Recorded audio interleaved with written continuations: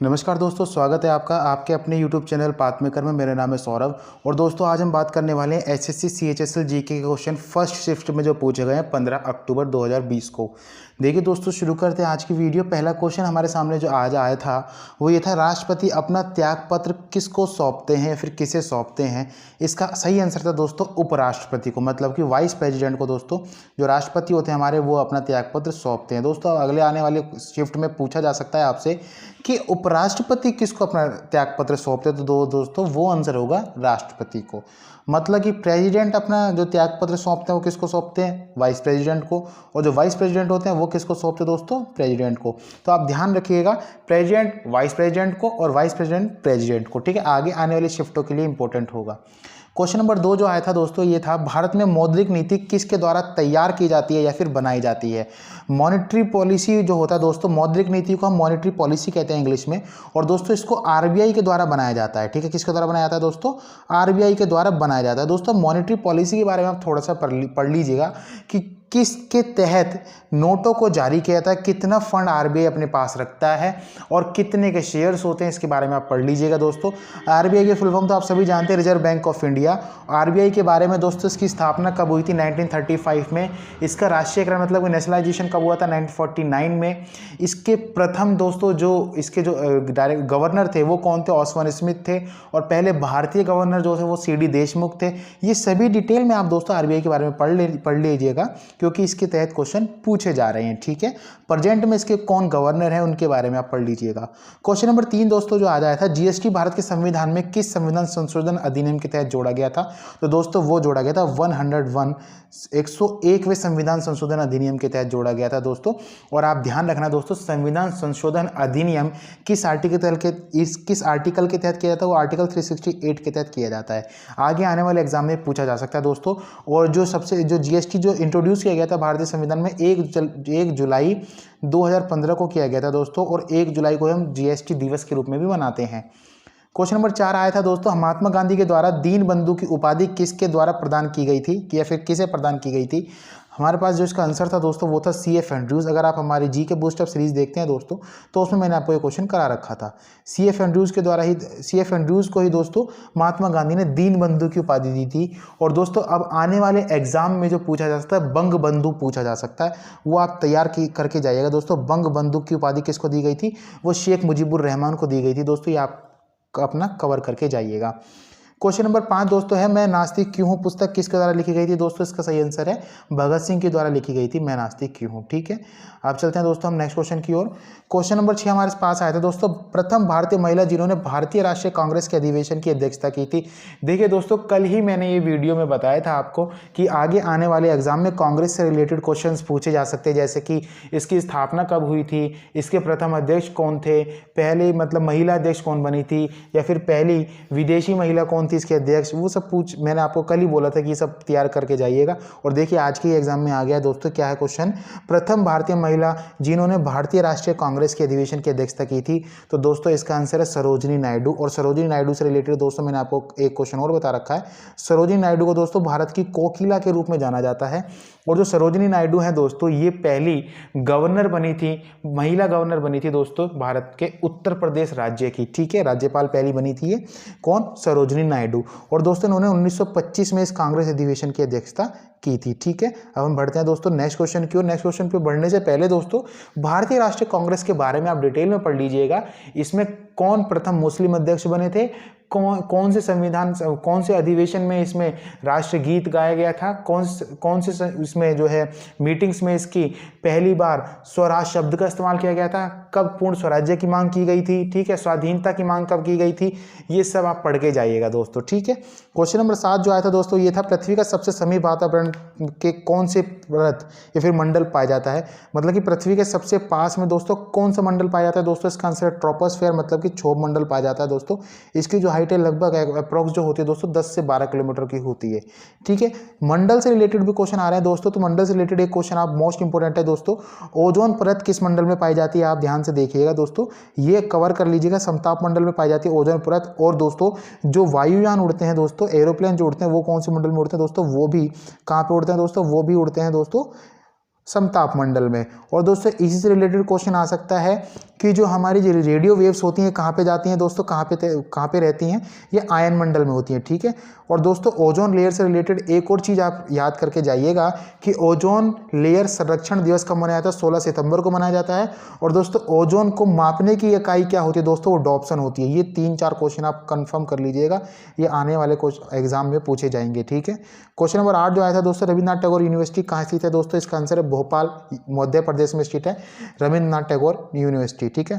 Question number 9 जो आया था दोस्तों, महिलाओं की टेनिस एटीपी रैंकिंग 2020 में शीर्ष पर कौन रहा है दोस्तों, तो ये रही है एशले बार्टी। कौन रही है दोस्तों, एशले बार्टी, जो कि ऑस्ट्रेलियन टेनिस प्लेयर हैं, वही इस रैंकिंग में शीर्ष पर रही है, ठीक है। इससे पहले दोस्तों हम कल ही आपको बताया था, कल क्वेश्चन आया था कि पुरुष में कौन प्रथम स्थान पर रहा है, और आज के में आ गया महिलाओं में कौन रहा है। क्वेश्चन नंबर 10 हमारे सामने आया था दोस्तों, सर्वश्रेष्ठ फिल्म गोल्डन ग्लोब 2020 का पुरस्कार किस फिल्म को प्रदान किया गया दोस्तों, इसका आंसर था सन 1917 की फिल्म है दोस्तों, इसका नाम है 1917 फिल्म को ही गोल्डन ग्लोब 2020 पुरस्कार से सम्मानित किया गया है, ठीक है। क्वेश्चन नंबर 11 आया था दोस्तों, किस धमनी के द्वारा रक्त को हार्ट मतलब दिल से किडनी तक पहुंचाया जाता है दोस्तों, इसका सही आंसर है रेनल आर्टरी।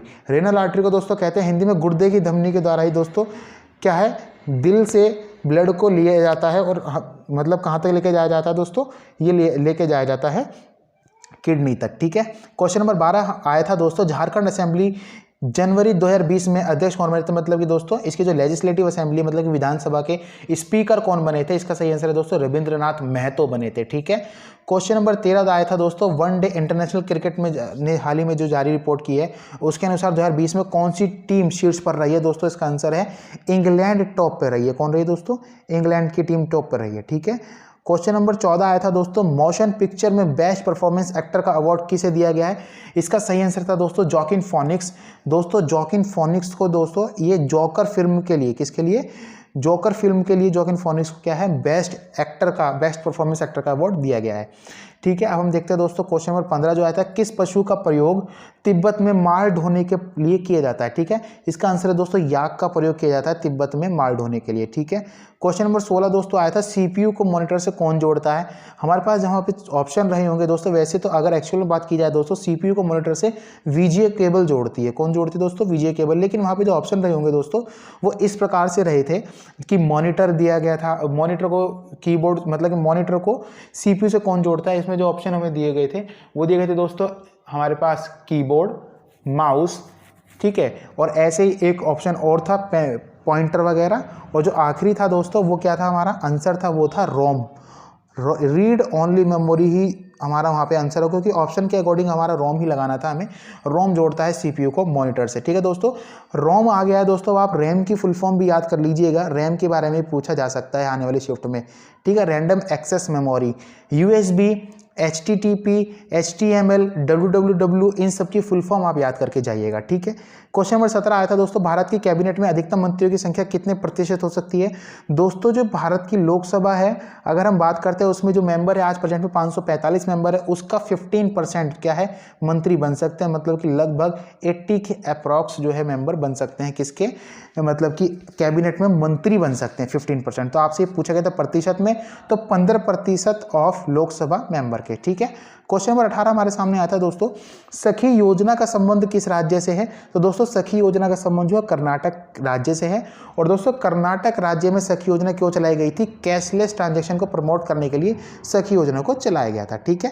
क्वेश्चन नंबर 19 जो आया था दोस्तों, एक बाइट में कितने बिट होते हैं दोस्तों, एक बाइट में कितने बिट होते हैं आप ध्यान रखेंगे दोस्तों, एक बाइट में 8 बिट होते हैं, ठीक है। ये क्वेश्चन आया था, आगे आने वाले एग्जाम में दोस्तों पूछा जाएगा आपसे कि 1 किलोबाइट में कितने बिट होते हैं, फिर 1 GB में कितने बाइट होते हैं, ठीक है, ऐसा पूछा जा सकता है आपसे। क्वेश्चन नंबर 20 आया था दोस्तों, दशकथिया लोक कला का संबंध किस राज्य से है दोस्तों, इसका आंसर है दशकथिया लोक कला का जो संबंध है दोस्तों वो ओडिशा से है दोस्तों। इसमें एक संगीत गाया जाता है, और दोस्तों अब ओडिशा से रिलेटेड अगर लोक कला से संबंधित पूछ लिया गया है तो आगे आने वाले क्वेश्चन में या फिर पेपर में दोस्तों ये पूछा जा सकता है कि ओडिया जो मतलब कि ओडिसी जो दोस्तों त्यौहार है वो कहाँ मनाया जाता है, या फिर ओडिशा से रिलेटेड दोस्तों लिंगराज मंदिर जो है वो कहाँ पे स्थित है, ठीक है। पुरी का जगन्नाथ मंदिर कहाँ स्थित है, इससे रिलेटेड आपको क्वेश्चन अब देखने को मिलेगा। क्वेश्चन नंबर 21 जो है दोस्तों, महिला वनडे इंटरनेशनल में सर्वश्रेष्ठ खिलाड़ी का अवार्ड किस खिलाड़ी को दिया गया है दोस्तों?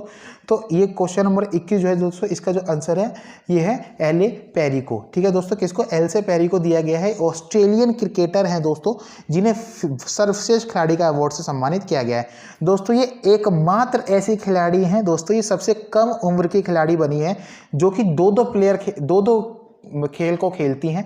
ये ऑस्ट्रेलिया को एज ए क्रिकेटर के रूप में भी रिप्रेजेंट करती हैं और एज अ सॉकर मतलब कि फुटबॉलर के रूप में भी रिप्रेजेंट करती हैं। ठीक है, क्वेश्चन नंबर 22 जो आया था दोस्तों, बालू मिट्टी किस फसल के लिए सर्वोत्तम होती है? इसका सही आंसर था दोस्तों आलू और मूंगफली की खेती के लिए सर्वोत्तम होती है। क्वेश्चन नंबर 23 आया था दोस्तों, भेड़ और बकरी को बचाने के लिए, है ना, भेड़ और बकरी को बचाने के लिए होगा दोस्तों, ये कौन सी वैक्सीन का इस्तेमाल किया जाता है दोस्तों? तो इसका आंसर था पीपीआर वैक्सीन का। ठीक है, पीपीआर मतलब कि दोस्तों पेस्ट डैश पैटिट्स रूमिनेंट्स एक वैक्सीन होती है दोस्तों जो कि ये भेड़ और बकरी को बचाने के लिए इस्तेमाल की जाती है। ठीक है, क्वेश्चन नंबर 24 आया था दोस्तों, नीम, शीशम और सौल वृक्ष किस प्रकार के वनों के उदाहरण है दोस्तों? ये आंसर था इसका उष्ण कटिबंधीय सदाबहार वन के उदाहरण है नीम, शीशम और सौल के वृक्ष। दोस्तों क्वेश्चन नंबर 25 आज हमें नहीं मिल पाया। क्वेश्चन नंबर 25 क्या आया था वो आप हमें बताएंगे कमेंट सेक्शन में कमेंट करके कि क्या आया था, हमें नहीं मिल पाया। हमें 24 ही क्वेश्चन मिल पाए थे जो कि हमने आपसे शेयर किए। ठीक है दोस्तों, आज की वीडियो यहीं पे समाप्त होती है दोस्तों। हमने आपको सारे के सारे क्वेश्चन बता दिए हैं एक छोड़ करके।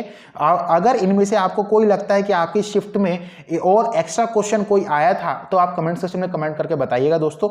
और यदि आपको ऐसा लगता है कि जो हमने बताया वो क्वेश्चन पेपर में नहीं आए तो भी दोस्तों आप कमेंट करके बताइएगा कि सर आपने ये क्वेश्चन गलत बताया है। ठीक है, चलिए दोस्तों विदा लेते हैं, हम आपसे मिलेंगे अपनी नेक्स्ट वीडियो में। हम शिफ्ट 2 की जल्द ही आपके लिए विश्लेषण लेके आएंगे और उसमें हम आपको बताएंगे दोस्तों क्या कौन कौन से क्वेश्चन आए और कौन कौन से क्वेश्चन आने की संभावना है। दोस्तों पाथ मेकर यूट्यूब फैमिली पर आप बिल्कुल से आंख बंद करके भरोसा कीजिए, आपको बिल्कुल सटीक विश्लेषण मिलेगा हर क्वेश्चन का या फिर हर एग्जाम का कि कौन कौन से क्वेश्चन आज आए हैं। ठीक है दोस्तों, विदा लेते हैं आपसे, मिलेंगे नेक्स्ट वीडियो में, तब तक के लिए धन्यवाद।